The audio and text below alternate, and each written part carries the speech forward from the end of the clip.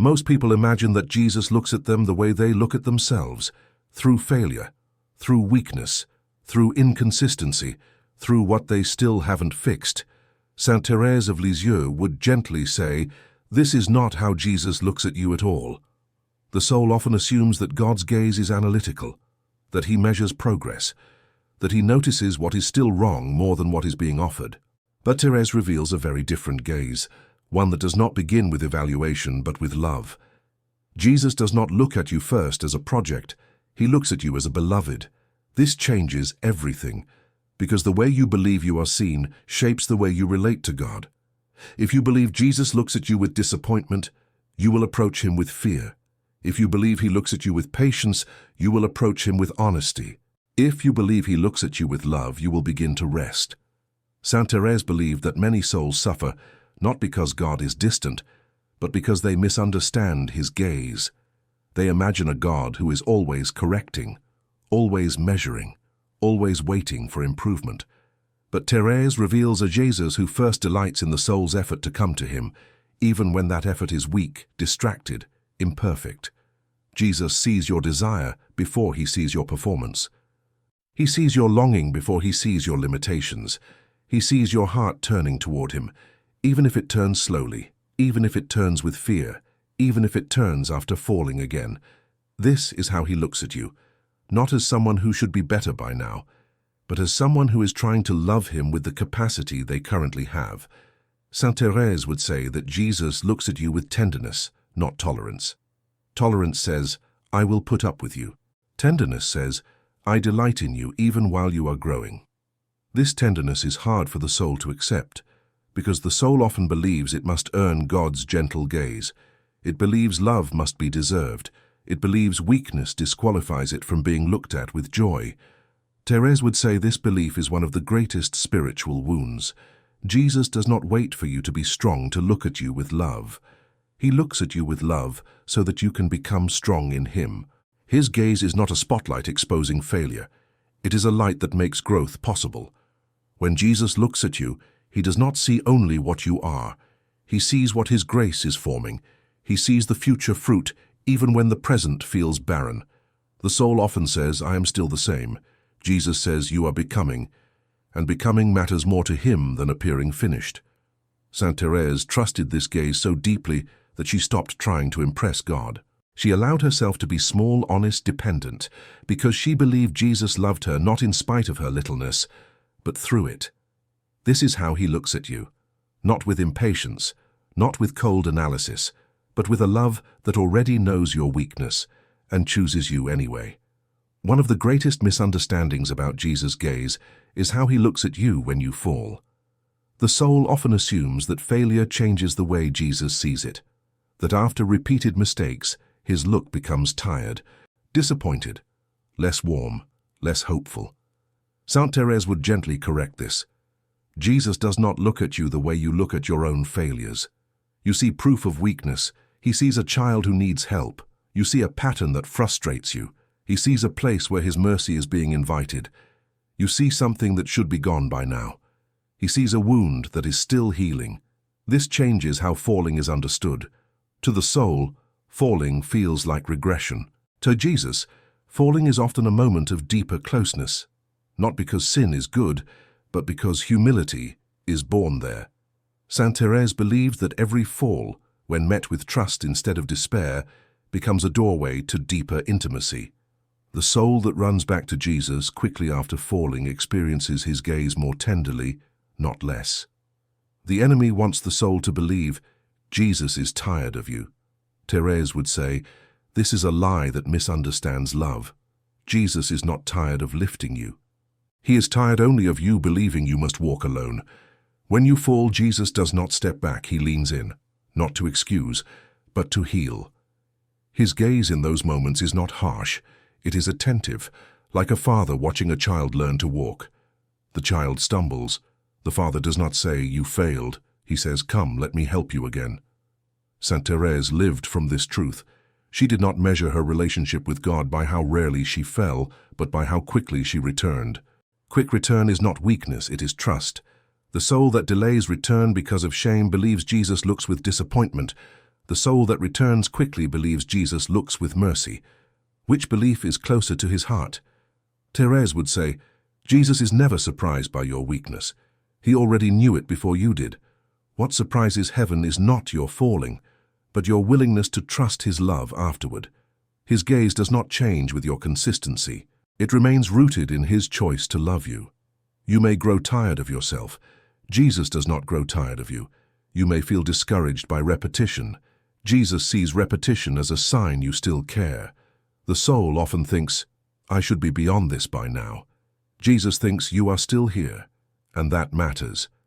This is how he looks at you after you fall, not as a problem to be solved, but as a child to be carried, not as a disappointment, but as a heart still turning toward him. And that turning, no matter how imperfect, is always met with love. One of the most beautiful truths Saint Thérèse teaches is that Jesus is especially drawn to smallness, not impressive strength, not spiritual heroism, not visible perfection, smallness. The soul often believes that Jesus is more pleased with great effort, dramatic sacrifice, or visible holiness. Thérèse reveals something radically different. Jesus delights in the soul that knows it is small and comes to him anyway. This changes the entire spiritual posture. The soul stops trying to appear strong. It stops hiding weakness. It stops pretending to have it together. And in that honesty, something opens. Jesus looks at smallness not as a problem, but as availability, because the small soul has room for grace, room for mercy, room for transformation. The large, self-sufficient soul is full of itself. The small soul is empty enough to receive. Saint Thérèse believed that Jesus looks with special tenderness on those who do not trust their own strength, those who know they cannot climb to him, and therefore allow him to lift them. This is why she called her path the little way, not because it was insignificant, but because it was honest. She did not try to become holy by acting bigger than she was. She became holy by remaining little before God. Jesus does not look at your limits with irritation. He looks at them as invitations. Invitations for him to act. Invitations for him to carry.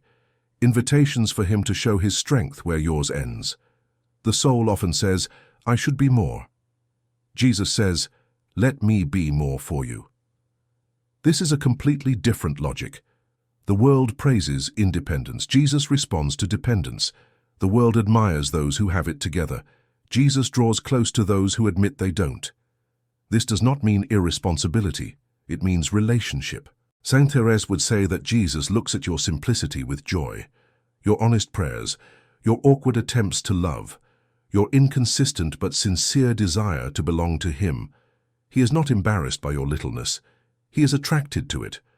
Because littleness does not compete with grace, it makes space for it. The soul often fears that being small makes it less lovable. Thérèse teaches the opposite. Smallness makes the soul easier to love because it does not resist being loved. When Jesus looks at you, he does not see someone who should be bigger by now. He sees someone he can carry, and carrying is his joy.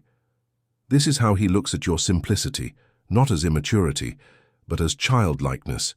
And childlikeness is not weakness in his kingdom. It is the doorway. There are seasons when the soul feels nothing, no consolation, no emotion, no sense of God's closeness, only routine, effort, and silence. In these moments, the soul often assumes that Jesus has turned his gaze elsewhere, that his attention has softened, that his love has become distant. Saint Thérèse would gently say, this is when his gaze is often the most attentive, not because the soul feels it, but because love is being purified. When feelings disappear, the soul is tempted to believe it is no longer being seen. But Jesus does not look at you only when you feel him. He looks at you when you remain without feeling him. Remaining matters. Remaining in prayer when it feels empty. Remaining in trust when it feels pointless. Remaining in love when it feels dry. This is not weakness. This is fidelity, and fidelity draws his gaze in a special way. Saint Thérèse believed that Jesus looks with deep tenderness on the soul that continues to come to him with empty hands and a tired heart, the soul that says, I have nothing to give, but I am still here. That still here is precious to him. The world values emotion. Jesus values presence. The world values enthusiasm. Jesus values perseverance. The soul often thinks, if I felt more, I would be more pleasing to God. Thérèse would say, feeling is not the measure. Love is. Love that chooses him without reward is pure love. In dryness, the soul is tempted to stop trying, to pray less, to withdraw emotionally, to assume it is failing. Jesus does not see failure. He sees love without sweetness. He sees a heart that is choosing him for himself, not for how he makes the soul feel. And this kind of love is rare. It is easy to love when prayer feels good. It is difficult to love when prayer feels empty. But this difficulty is where love grows up. Saint Thérèse would say that Jesus looks at you in dryness with quiet joy, not because he enjoys your struggle, but because he sees your intention more clearly than ever. You are not there for peace. You are there for him. That is real love. The soul often says, nothing is happening. Jesus says something deep is forming. Roots are growing. Dependence is deepening. Attachment to feeling is loosening. Trust is becoming quieter and stronger. You may not feel his gaze, but his gaze is there, steady, faithful, unmoved by your emotions. This is how Jesus looks at you when you feel nothing, not as absent, not as disappointed, but as deeply present, and in that quiet presence, he is doing more than you can see. Most of what you do for God will never be noticed by anyone. No applause, no recognition, no visible fruit. And in those hidden places, the soul is tempted to believe that its efforts do not matter, that what is unseen is somehow less valuable. Saint Thérèse would say, this is where Jesus' gaze becomes most personal. Jesus does not look only at what is visible, he looks at intention. He looks at the small sacrifices you never talk about, the patience you choose when no one thanks you, the kindness you offer when no one notices, the prayers you whisper when no one hears. These are not small to him, they are the currency of love. The world measures importance by impact. Jesus measures importance by love. Saint Thérèse believed that hidden acts done with love move heaven more than visible acts done for recognition, because hidden love is free. It is not trying to be seen, it is trying to belong. The soul often says, what I do doesn't change anything. Jesus says, what you do changes you. And that is what matters most. Every hidden act of love stretches the heart. It trains the soul to give without needing return. It loosens the need to be validated. It makes the soul more like him. This is not wasted effort. It is transformation in disguise. The soul often wants proof that its love is working. Jesus does not always give proof. He gives formation. He forms patience. He forms humility. He forms trust. He forms perseverance. These are not seen in statistics. They are seen in heaven. Saint Thérèse would say that Jesus looks at your hidden efforts with delight, not because they are impressive, but because they are honest. You are not performing. You are offering. And offering is what love does. The soul that learns to love in hiddenness becomes free from needing to be understood. It becomes more secure in God's gaze than in human approval. This is a deep freedom, because the soul no longer needs to prove itself. It simply belongs. This belonging is what Jesus desires most, not your success, not your perfection, your heart. When Jesus looks at you in your hidden efforts, he does not see something small. He sees fidelity. He sees love. He sees a soul being shaped for heaven, and heaven is built from things no one sees. This is how he looks at your hidden life, not with indifference, but with personal attention, as if nothing you do in love is ever forgotten, because to him, it is not. What changes a soul is not trying to see Jesus differently. It is allowing yourself to be seen by him differently. Saint Thérèse would gently invite you to stop imagining a distant, measuring gaze, and to receive the gaze that is already upon you. A gaze of love before correction, a gaze of patience before progress, a gaze of belonging before perfection. Jesus does not look at you as someone who must earn his attention. You already have it. He does not wait for you to be better, to be gentle. He is gentle so that you can become better. This is the heart of Thérèse's spirituality, trusting the love that looks at you before you understand yourself. If you believe Jesus looks at you with disappointment, you will hide. If you believe he looks at you with love, you will open. And opening is where healing begins. You do not have to convince Jesus to love you. You have to allow yourself to be loved. This is harder than it sounds, because the soul often feels unworthy, feels unfinished, feels inconsistent. Jesus does not deny these things. He simply refuses to let them define how he sees you. He sees you as his, before you are strong, before you are consistent, before you are healed. This belonging is the foundation of everything. Saint Thérèse trusted this gaze so deeply that she stopped negotiating with fear. She stopped proving herself. She stopped hiding weakness. She allowed herself to be small, loved, and carried. That is what Jesus wants for you. Not that you become impressive, but that you become his. Not that you never fall, but that you always return. Not that you feel holy, but that you belong. This is how Jesus looks at you, not as a problem to fix, not as a project to complete, but as a heart he has chosen to love. And that gaze does not change. On your good days, on your tired days, on your faithful days, on your failing days, his gaze remains steady, tender, personal. If you let this gaze shape how you see yourself, everything changes. You stop trying to earn love, you start learning to live from it.